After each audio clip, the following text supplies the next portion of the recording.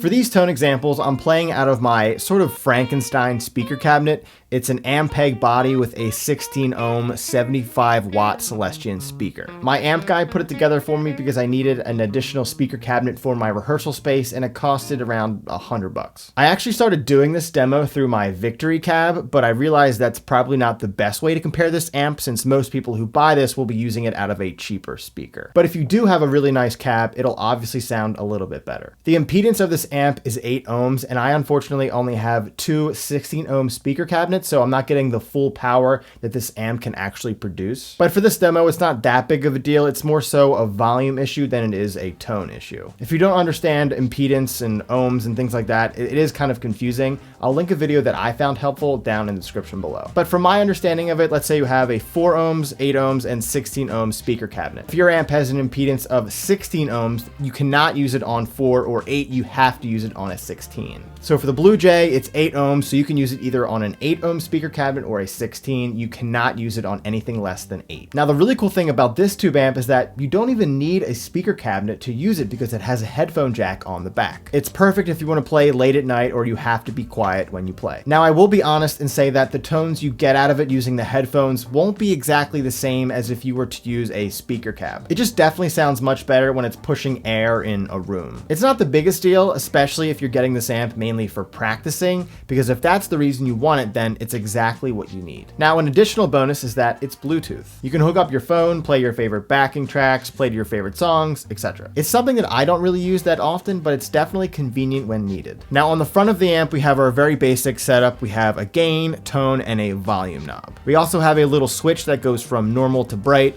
I prefer it on the normal setting, but that is just my preference. Now, not everyone will just use the tones from this amp. Of course, if they have pedals, they'll obviously want to use them. So let's see how this amp sounds with my pedal board. It does have an effects loop, which is very, very useful. And in this demo, it's exactly what I'm going to use. The pedals that I'll be using for this sound example is the Dumble Drive, the Golden Reverberator, the Monument, which is a harmonic tremolo, the Strymon Deco, and the King of Kings from Joyo.